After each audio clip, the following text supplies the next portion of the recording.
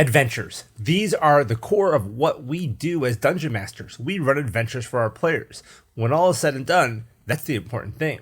And there's a lot of adventures out there for us to choose from. We can buy ones from Wizards of the Coast or other third-party publishers, but there's another great source for these, and that's the DM's Guild. There is a huge community of people making adventures and uploading to the DM's Guild for you to purchase and play. And it's a great way to find new writers and people who just have so much creativity and are looking to put their work out there. And I want to take a look at a couple of adventures today from Marco Bertini on the DM's Guild that have won some really great awards and I think are some solid adventures that you might like. So today, let's take a look at those. Let's get into it.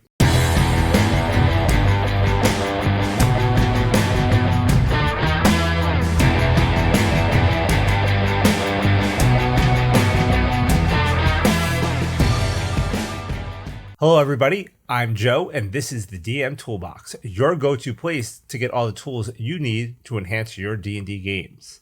Now, as always, before we get started, don't forget to like this video. Make sure you're subscribed to the channel. It helps me out. We're growing. We're coming up on 1,000 subscribers really soon. And when we hit that, I have a giveaway that I'm going to be doing with some books and decks from Nord Games. So make sure you check out my current giveaway video. I will put a link to it up at top and make sure you check that out. Follow the directions there and you could win these great prizes.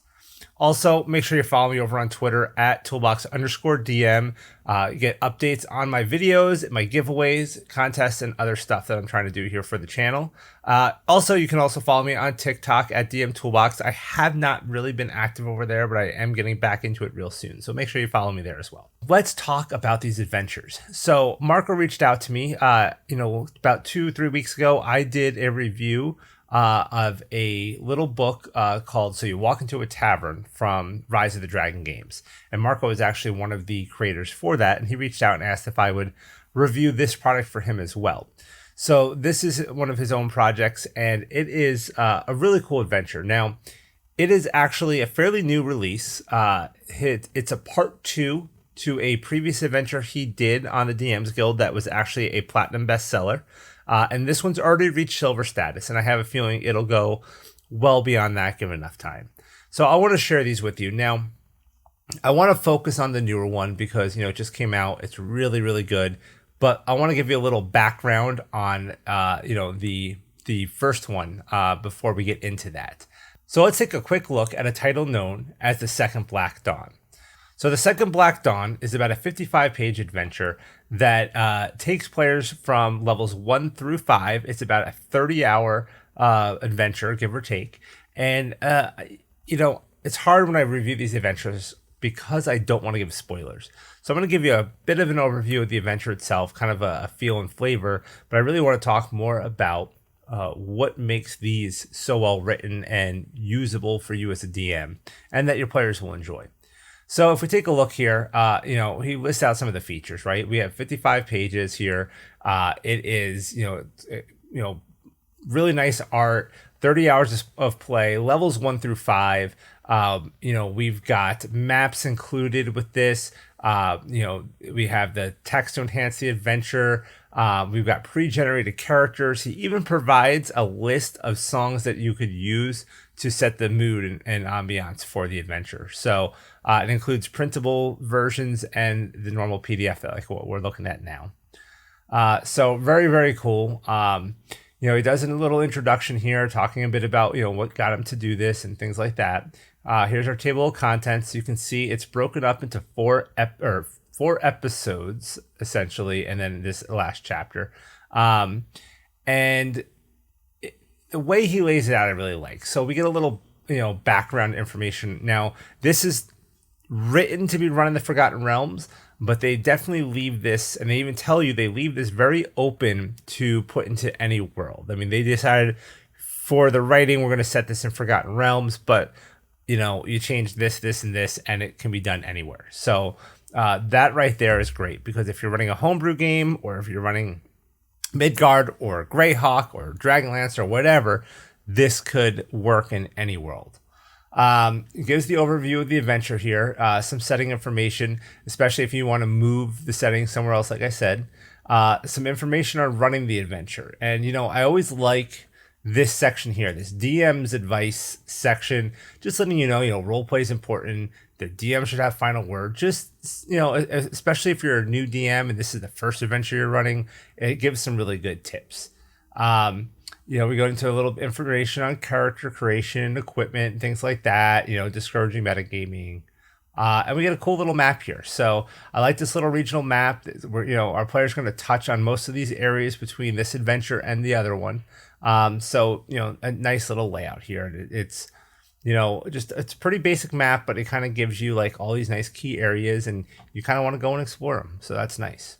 And then we get into the adventure itself. So high level overview of the adventure is that there is a cult for this god of chaos and they are doing bad things and there's undead all over the place. And you get, the kingdom says, we're going to hire these adventurers to help us out and figure out what's going on. And when you get there, the king's gone missing. He was supposed to go meet with this druid and he vanished. So now you're asked to go and see if you can find the king. So you head out and, to this forest and there's these goblins and there's all this stuff kind of happening. And like I said, I don't want to be too spoilery, but, you will face a lot of undead. There's a goblin threat and there's, obviously something more sinister going on. There's nothing's as simple as it seems. There's definitely some intrigue going on here. But your job, save the king, bring him back, get your reward, and then that will lead into the next adventure. So that's kind of a very high level overview of this adventure. But just to kind of show you real quick, you get information on monsters, you get this nice little layout, here's some alternative motives for the party. The journey begins, the inn, here's a map of the city, information just about the setting. Like they do a very good job, just kind of helping set the tone of the adventure. Some notes on government and society. Overall, what I noticed about this is it's not just an adventure, right? They didn't just say, oh, here's the adventure, here, do this, do this, do this, do this. They really help facilitate the DM to give details that the DM might need or can use to elaborate on the setting and on the adventure, because players never just follow the railroad track, right? We don't want to railroad our players, and they don't want to be railroaded. They start going off and they're going to ask questions, and you really want to set the mood and be able to have those answers without having to just make something up all the time. And I really feel like they do a good job in here of just kind of answering some of those questions. So you can see very good art in these books. We get our rewards. They give you XP, but they also give you steps on where you can milestone level. Basically, every episode is a milestone level. So very, very cool adventure. You can kind of I'm scrolling through fast here, but just want to give you an idea of, everything going on. So some of these maps are like kind of grid paperish maps. I think that's kind of neat how they did that, because you can print this one right out, or you could, recreate it on your, washboard or 3D print it or whatever you want. They make it easy enough. So very, very cool. So let's look at the newest adventure, though. We're going to take a look at that one now. So this is the one that just came out. So the first one, basically, that's the one that was a platinum level seller on DM's Guild. This one here just came out. It is a silver level. It is called War of the Throne. It is for levels 5 to 8 with about 30 hours of play as well. Still dealing with this cult. It's called the Cult of Bane. And this picks up where the other adventure left off. You get back with the king, assuming you saved him. And there's basically a coup going on. And so you're dealing with a lot more political intrigue in the beginning of this one. And then you kind of go from there. It takes you, into other parts of the kingdom. It takes you to the base of the cult. The cult becomes more prominent in this one. There's demons. There's this portal that they're trying to open and let all these demons into the world. So it gets pretty heavy in this one, which I think is kind of cool. Now, this one is about a 63-page book, so about the same size, but you're going to see very similar stuff in this one with the style. I will say that reading through this one, it definitely feels a little better written than the first one, just from a, I don't know, creative writing point of view, I guess. I don't know. I mean, you can definitely see that Marco has advanced his skill as a writer from when he did the first one to when he did this one. And if that first one, did that well in the DMs Guild, then, this one's going to be even better. It's going to be phenomenal. And I can just see it in the layout of this one, in the text of this one. It just feels super cool. So here's that portal, the chaos portal that the cult of the chaos cult wants to open, the cult of Bane. We've got some information here on our NPCs, our big players and whatnot. Some of our allies, and really good job kind of laying out all of the groups and individuals that are going to be kind of key players in the story. They lay that out up front.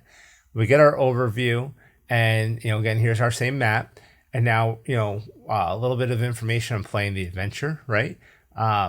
Again, kind of a cool section. This one has player advice as opposed to DM advice, so kind of neat. And then we'll get into the adventure itself. So let's just jump over to the table of contents real quick and take a look. So you can see here episode 1, 2, and 3. Each episode you'll level to level 6 at the end of this one, level 7 here, and then level 8 at the end of episode 3. So these two adventures are going to take you all the way to level 8 with just a great ton of story, and then you're going to be in this kingdom. I'm hoping he releases more stuff around this area, because I feel like that you can probably take a party all the way to level 20, or at least maybe into the mid to high teens in this setting, in this area. He suggests kind of putting it in a very remote area, like an island or an area where there's not a lot of lore written, because they provide all that lore. So it's kind of cool. And just kind of scroll through, you can see here we got some black and white maps. We got some great art in here. There's our city map again. And good information. Here's an NPC. We'll see a little bit about this, NPC here. We have a read aloud text. Here's a really cool color map. Monster stuff. I mean, it's really well done. All you need to run this is Player's Handbook, a monster manual, optionally DM's guide. I mean, that's it. So you could probably get away with running this with SRD. I don't know if all the monsters are in it or not, but you could. You don't need a lot to run this. This would be a great, if you're just starting off in D&D and you want a good adventure, not something that's just basic one shot, two shot thing, but you're looking for the beginnings of a campaign with a party. You never really run anything. You don't have a ton of books. Player's Handbook, Monster Manual, pick this up. You're done. You're running for 8 levels. That's months worth of play. I mean, he says 30 hours. So 2 adventures, 30 hours. That's 60 hours. You figure your average D&D sessions about 4 hours. So that's a lot of sessions, right? That's what 15 to let's just say 15 to 20 sessions worth of material right here. So super, super cool, super well done. And by the way, when you go on the DMs Guild, I'll put a link to these in the description. And when you go there, you can click on Marco's name, because it'll be right there, showing the adventure and then the author. See all the other stuff that he's either contributed on or written. All high quality material. Lots of awards on this stuff. This is one of the better writers on the DMs Guild. So there's a few great ones out there. I mean, I've got several favorites I could think of, but these guys are making their mark, man. Marco's a solid writer. There's some stuff for magic items and the in book that we looked at a couple weeks ago. There's a ton of good stuff from them. So definitely take a look at Marco's stuff. Take a look at Rise of the Dragon stuff while you're at it, because he contributes on that, and pick some of it up. I don't think you would regret it. There's cool things out there. So I think that's gonna cover it for today, because I hate to give spoilers on stories. I mean, these are cool books. But I don't want to give spoilers, because if the players are watching, we don't want them to know everything, do we? So go check them out, and I don't think you'll regret it. This one's political intrigue, demons, undead, cults, all that cool stuff, all wrapped up into one pretty book here that's about 63 pages. All right, so that is The War for the Throne and The Second Black Dawn. So check them out on DM's Guild. I don't think you'll regret it. All right? That's it for today. And until next time, roll those dice.